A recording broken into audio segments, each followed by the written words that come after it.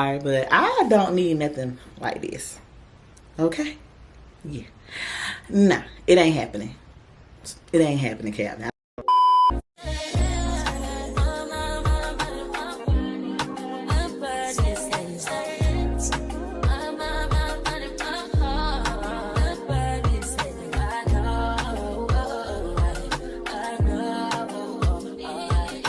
Hey babes, and welcome back to another video. This is your girl Brittany, and I'm super excited about doing this video today. We're going to be doing a girls talk video. So I asked you all to submit some questions or topics that you would like for me to discuss in today's video, and I got a lot of questions, to be honest, but so it might have to be a part 2. It might have to be like, this is part 1, part 2. But I have my wine. I am a sweet wine kind of girl. I don't know. I really don't like bitter. I really don't like bitter tasting wine unless it's like with steak or something. But y'all let me know down below. What do y'all like? Like me, I'm Moscato. Sweet red, like for the cheaper type of wine. Kind of like dessert kind of wine, if that makes sense. But I have my questions on my iPad, so I'm going to go ahead and jump right in. And like I said, y'all grab a glass, get you a cup of wine, a cup of water, maybe something a little bit harder, whatever works for you. But yeah, that's some really, really great questions. Let me get this one first. So good. So the first question I got was my ideal date scenario. So I am a romantic type kind of girl. I love romance, fairy tales. I'm at my big old age, 30 something. I love romance. So I love for, the guy to take the initiative, to plan. So I would say, I'm sorry, I'm trying to get comfortable. My apologies. But I would say my ideal date scenario would probably be a guy planning the date, telling me, hey, be ready by 8 o'clock, 8:30, such and such. Meeting me at the door with flowers, that type of stuff. So yeah, that would be my ideal date. I love trying new things as far as like going on date wise go, but I do love like dinner dates. I feel like I'm big on conversation. So I feel like dinner allows you to ask questions, get to know each other. So yeah, I would probably say maybe a steak dinner, flowers at the door, the guy planning it. That would be like my ideal date scenario. All right, that was a super simple question just to kind of jump in and break the ice. Next question was, how do I deal with drama? And that's a really good question. I really don't deal with drama, to be honest, unless it's like blatantly in my face, if that makes sense. So if there's like someone being like shady online, things like that, I don't really choose to engage or respond, because I just feel like, I don't know, it's just like I feel like if I respond to it or I give you the energy that you want, then it makes me feel like I'm bothered. And I don't never want a female to feel, or a man to feel like I'm bothered by them. I don't know. Maybe that's an immature way to think about it, but I ain't gonna never get nobody the satisfaction of thinking I'm bothered by you. Never, ever. So yeah, I'll choose to not engage. I know some people, and I know that some people hate to do that because it makes them look scary, but I really just feel like the best response is no response. The only way I'm really going to engage with drama is if you blatantly in my face with it. But most people, even with online stuff, they won't say your name.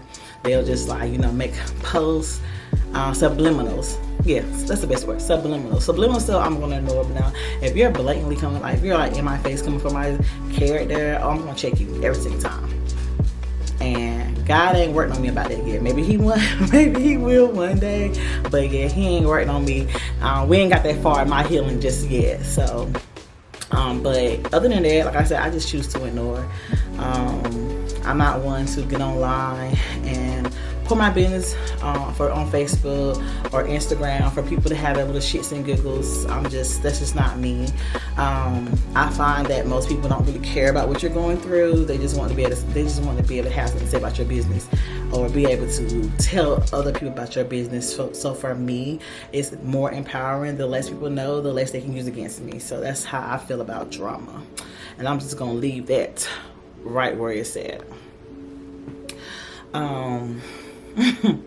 So I had a question. This question is funny. Does size matter?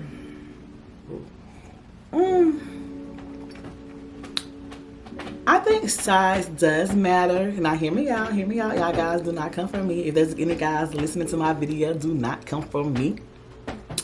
I do feel like size matters. Now, when I say size matters, okay, I'm sorry, but I don't need nothing like this. Okay? Yeah. Nah, it ain't happening. It ain't happening, Captain. I don't need nothing like this. Okay? But I also don't want... Okay? Average size or somewhere around there works just fine for me. Now, I know some women like... But I'm cool with it. I don't need all that. So for me, size does matter, but I would say size matter in a certain range. Like, I don't need no mandingo. But also, when it comes to size, I think more important than size, I think it just depends on like the man. Like, even if he isn't as, I guess, blessed, for lack of better words, even if he's not as blessed, I feel like if you know what he's doing, then you good. You know what I'm saying? So as long as he know how to work with whatever God gave him, then he good to go. Period. And we gonna move right along. How did I get over my last long-term relationship? Ooh. We gonna sip on that one. Y'all getting a little personal. So for me, the easiest way for me, like, that I got over it, and I would just say like this, like, someone doesn't even have to be in a relationship as long as I was in. I was like in a 13-year relationship. I would just say, the easiest way for me to move on was to focus on me. It's like, as simple as that sounds, focus on me. That was how I got over it. And also going cold turkey and completely disconnecting.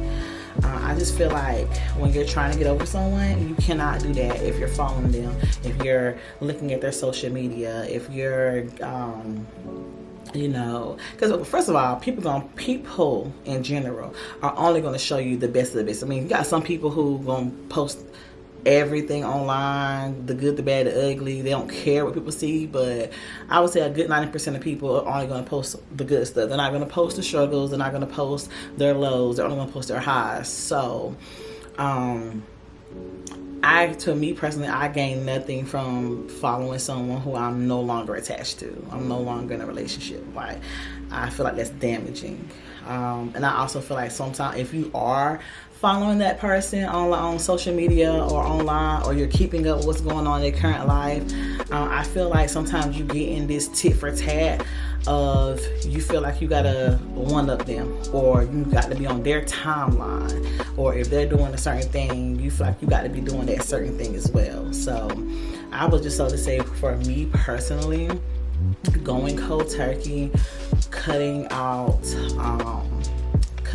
things that did not serve me.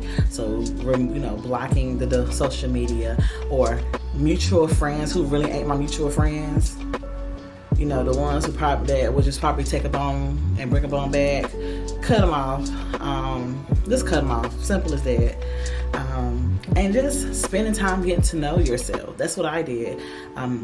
I spent time getting to know myself. I, went and did things I wanted to do. I went on a little, mini vacation. I went and got piercings that I want to get. I went and dressed the way I always wanted to dress. I went and got just did stuff, and I'm still 2 years later. I'm getting to know myself, and I'm still on that healing journey. But and sometimes it's a never-ending healing journey. But you know, you just take it day by day. But yeah, I would definitely say that's my advice. I don't know. What is y'all advice about getting over a relationship? Okay, y'all. So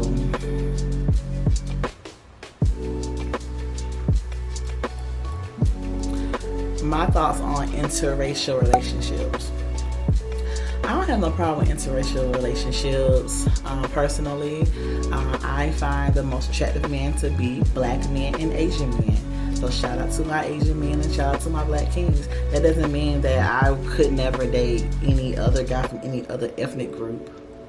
But that's what I find the most attractive. I love Asian men and I love black men. So no.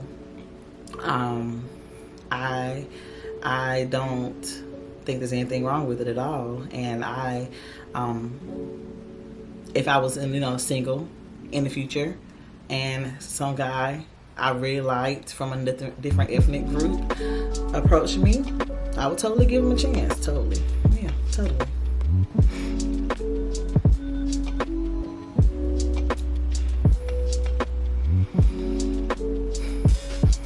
Sorry, y'all. It's a lot of questions.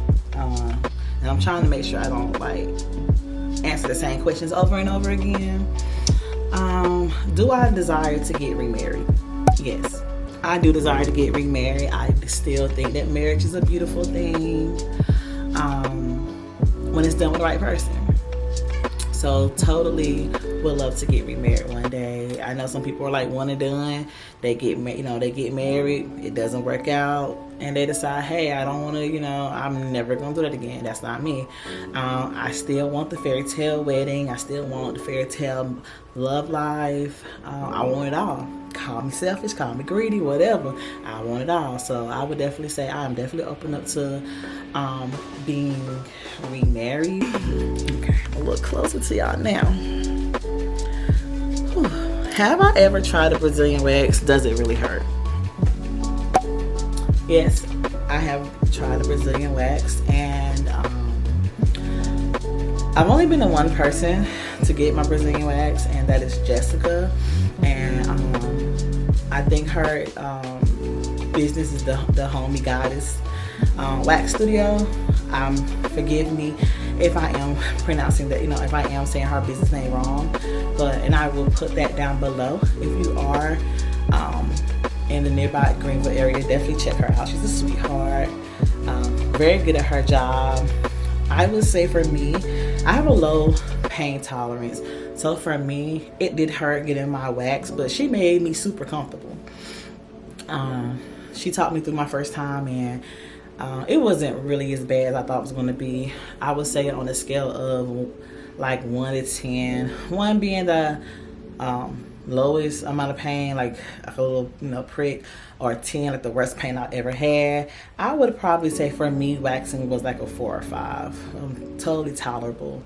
I feel like most of it was just my fear of the unknown my first time. But yeah, I like Brazilian waxes. I feel like, that's where it's at.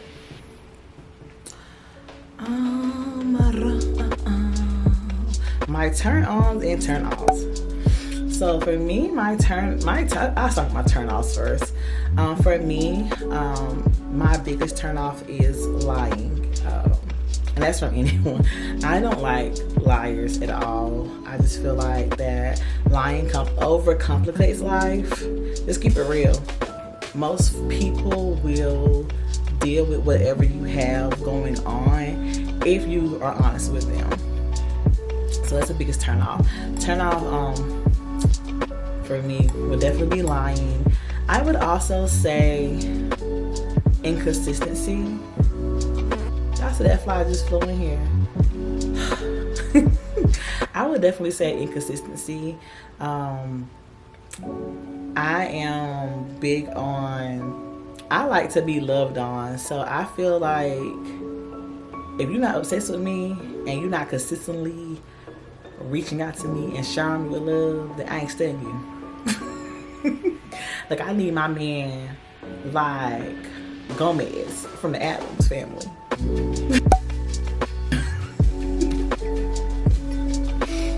Yeah, I need my man to be like Gomez from the Addams Family. If he ain't loving me like Morticia Addams, I don't need you. Period.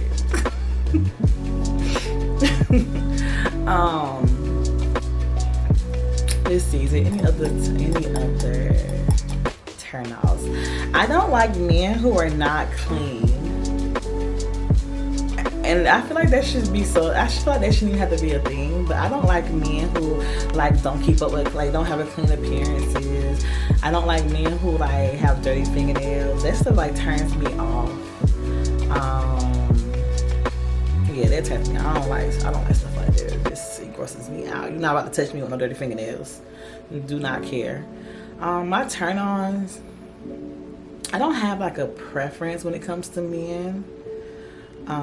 Like height wise, I do say that I find myself being more attracted to like thinner men. And when I say thinner men, I don't mean like fit, buff men, just like thin men. Like, I don't know why, but I always find myself to be more attracted to the thinner men, regardless of like height. But I don't know. I just like to be,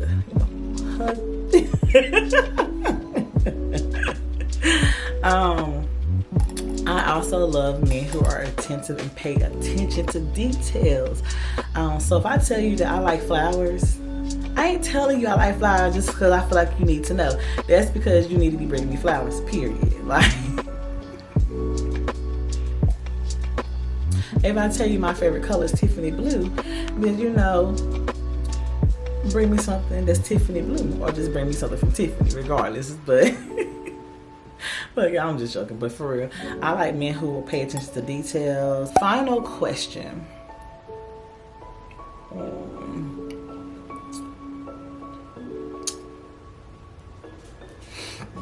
Okay, someone says, do I have any big sis advice to give?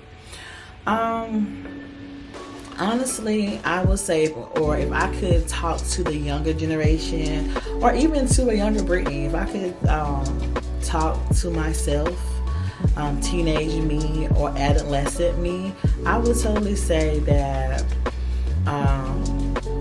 just live your life. You only get one. Don't get into your own head. Don't overthink things. If you want to do something, go out there and do it, baby. Just go do it. Don't let other people's opinions of you matter. Don't let people change what you want. If you know, hey, this is what I want to do, don't let people deter you from that. A lot of times other people will project. They didn't do anything with themselves. They allow their own insecurities or other people around them to tell them or navigate what they did and not do in life. Don't let them do that. I made a lot of decisions in my life based on other people. Here now at 33, I am learning to do what I want to do, regardless. I'm learning to not worry about what the public opinion is. I'm going to go out there and try it. If I want to do it, Brittany's going to go do it. So I would just say, baby, live life and do what you want to do. Do what you want to do. If you want to go parasailing, if you want to go skydiving, if you want to go build a multi-dollar business and no one else sees your vision, baby, God gave you that vision for a reason. Do you. Do you. And that's the word. Quote of the day. Do you. But that's all the questions I'm going to answer today. If you stay to the end, I am super, super, super grateful for you and so appreciative. This video will be a part 2 too, as I spoke on before. So be looking out for Girl Talk Part 2. But until the next time, bye.